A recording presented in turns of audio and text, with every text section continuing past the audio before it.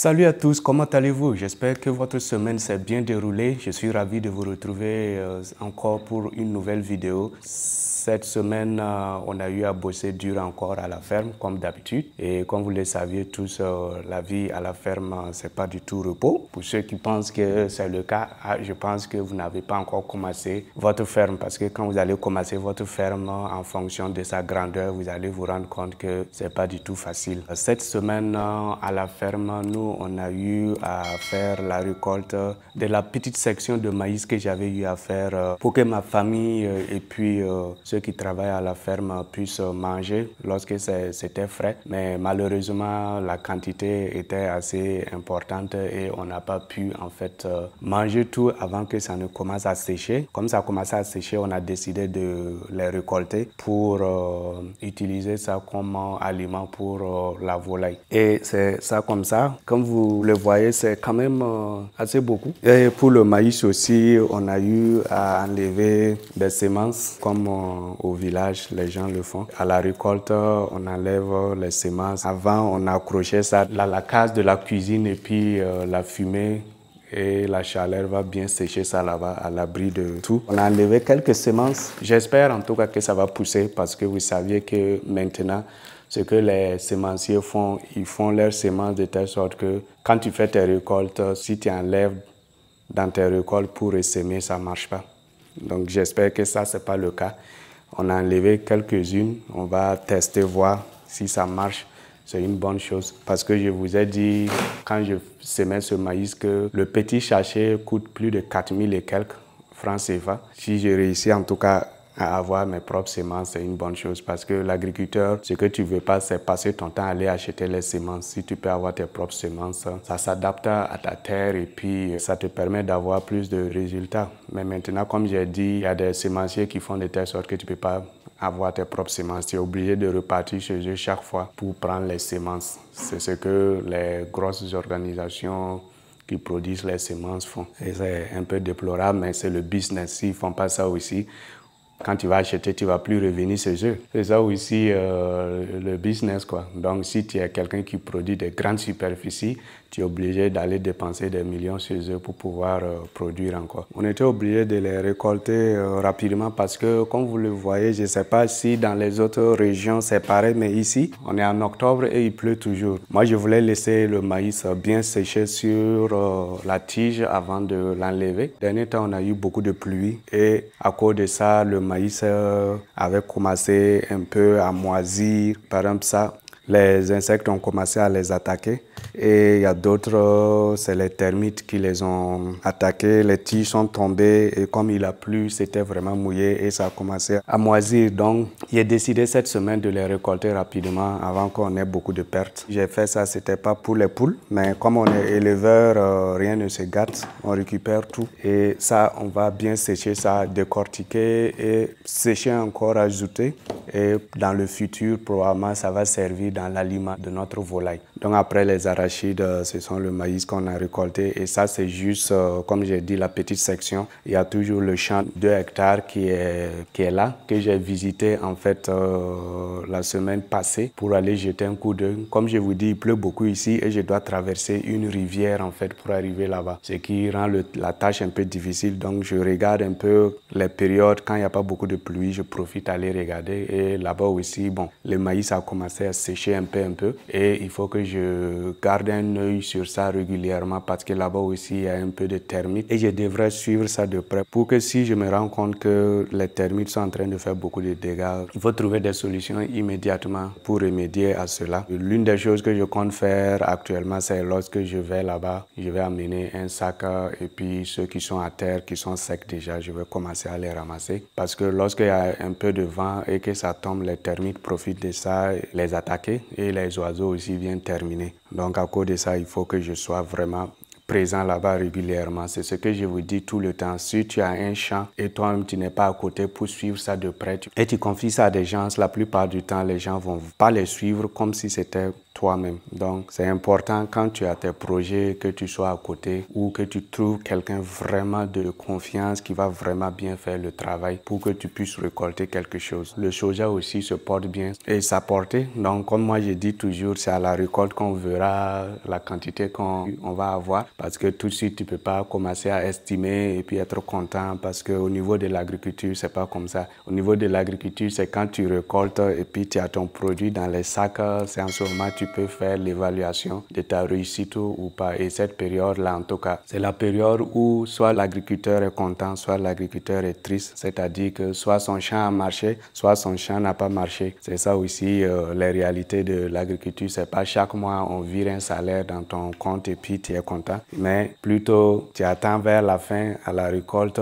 tu verras combien tu vas avoir. Comme vous le voyez, le broyeur mélangeur est là. Comme je vous avais dit, il a préféré amener un autre au lieu d'utiliser l'ancien qui est là. Donc ça, c'est ce qu'il dit qu'ils ont innové parce que l'autre là, ça fait plus de 3 ans qu'on l'avait acheté et c'était posé tout simplement parce qu'on n'avait pas un groupe triphasé. Mais cette fois-ci, j'ai commandé le groupe triphasé qui est arrivé en même temps que l'autre mélangeur. Et comme vous le voyez aussi, c'est en pièces parce que c'est très lourd. Cette partie-là seulement, là, il fallait au moins 4 personnes pour qu'on puisse soulever ça. Et ce support-là seulement, là, c'est très lourd. On était obligé de monter ça en pièces pour pouvoir le faire descendre du véhicule. Mais malheureusement, comme j'ai dit, quand tu confies tes choses aux gens pour amener, la plupart du temps, ça arrive avec toujours des problèmes. Parce que les gens ne vont jamais prendre le soin de prendre ton truc là et puis amener ça en une seule pièce en bon état. C'était la même chose avec l'autre mélangeur qui est arrivé. Les gars, ils avaient en fait le côté, quand vous regardez le côté de l'ancien, c'était enfoncé parce que le gars, il rentrait dans les trous comme il veut. Et ce moteur en fait triphasé qu'ils ont amené, parce que quand quelqu'un me livre quelque chose, je prends le soin de bien examiner ça, m'assurer que tout est bien, rien n'est gâté là-bas parce que si je les laisse partir, après si je dis qu'il y a quelque chose qui ne va pas, ils vont me dire que non, c'est nous on a gâté ça. Donc quand le chauffeur a livré ça, moi j'ai regardé et j'ai vu immédiatement cette partie du moteur. Ils disent que c'est une boîte qui est en fait cassée. Donc j'ai fait la remarque au chauffeur qui dit que ça s'est pas cassé avec lui, que c'est probablement quand les tricycles amenaient ça pour charger dans lui son véhicule, sûrement que ça a eu lieu là-bas. Donc j'ai contacté le technicien et il a dit que celui qui va venir monter tout ça là, il va amener cette boîte là pour remplacer ça, parce que quand je regarde ça, tant qu'on ne le remplace pas, c'est pas sûr qu'on puisse mettre ça en marche, parce que ce côté-là, je pense que c'est de l'huile ou quelque chose qui est dans cette partie-là, alors que si c'est percé comme ça, c'est cassé du moins comme ça, pour souder, c'est un problème. Même si on soude, ça sera juste un truc temporaire, ça va passer son temps à nous déranger. Donc vraiment, ils ont amené ça, mais c'est pas sûr qu'ils vont installer ça tout de suite. Le gars avec qui je travaille, en tout cas, il m'a dit qu'il va envoyer un technicien. Et aujourd'hui, c'était le dernier jour, il a dit d'ici aujourd'hui, il allait envoyer un technicien qui allait me monter ça. Mais comme vous le saviez, pour amener même le broyeur mélangeur même ici, ça a pris plus d'1 mois pour que je puisse les avoir pour qu'ils amènent ça. Donc vous vous imaginez, ils ont amené ça et maintenant il y a cette petite partie là qui est cassée et sûrement ils risquent de me faire marcher encore beaucoup avant que quelqu'un ne vienne. Mais moi je suis quelqu'un, je suis patient en fait. Avec les gens, je leur donne toujours la chance de prouver qu'ils ont fait des erreurs et qu'ils sont prêts à les corriger et qu'ils vont faire bien leur travail. Je donne toujours la chance à chacun avant que je ne montre mon autre visage, parce que dans le domaine de l'entrepreneuriat aussi, à des moments là, faut pas rigoler. Parce que si tu rigoles, les gens risquent de gâter ton business. Bon, c'est vrai, le groupe, je lui ai pas encore fini de payer la totalité, ce qui est une bonne chose. Je lui avais donné une partie. L'autre partie qui reste, c'est quand même beaucoup. Donc je me dis qu'à cause de ça, il est obligé de venir terminer le travail pour pouvoir prendre son argent. Sinon, si j'avais tout payé, là, c'est pas sûr que j'allais le voir. Donc, c'est important souvent quand vous demandez du travail, il faut pas payer la totalité de l'argent, parce que quand vous faites ça en Afrique, les gens sont pas sérieux. Ils vont disparaître et pour les avoir, pour terminer votre travail là, ça sera compliqué. Il faut négocier avec eux. Moi, en tout cas, je l'attends. Je vais continuer à leur mettre la pression pour qu'ils viennent terminer ça. Comme ça, on pourra commencer à faire notre aliment. Parce qu'on a maïs, qui est là, qu'on a payé. Ça, c'est pas maïs de cette année, c'est le maïs de l'année passée. Donc ça, c'est prêt à être utilisé pour faire l'aliment. Pour ceux qui ne savent pas, cette machine, en fait, ça te permet de faire l'aliment de la volaille facilement.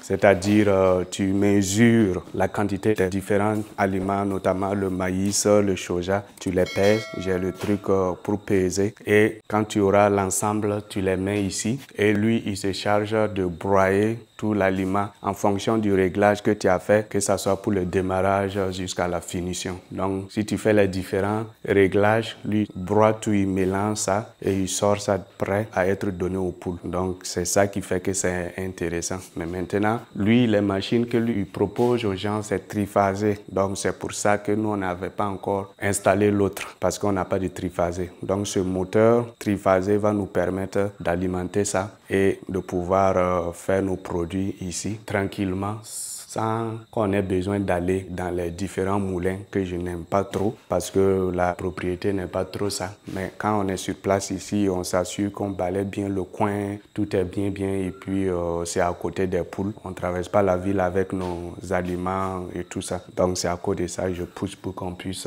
installer ceci. Voilà les amis, c'est ce que je voulais partager avec vous. Comme vous voyez, les nouvelles c'est bon et puis c'est pas bon aussi. Mais on espère que en tout cas d'ici la prochaine vidéo que j'ai de bonnes nouvelles, c'est-à-dire que le broyeur mélangeur est installé et fonctionnel. Ce sont les nouvelles comme ça de la ferme. Prenez soin de vous. On se retrouve la prochaine fois pour une nouvelle vidéo. Bye bye.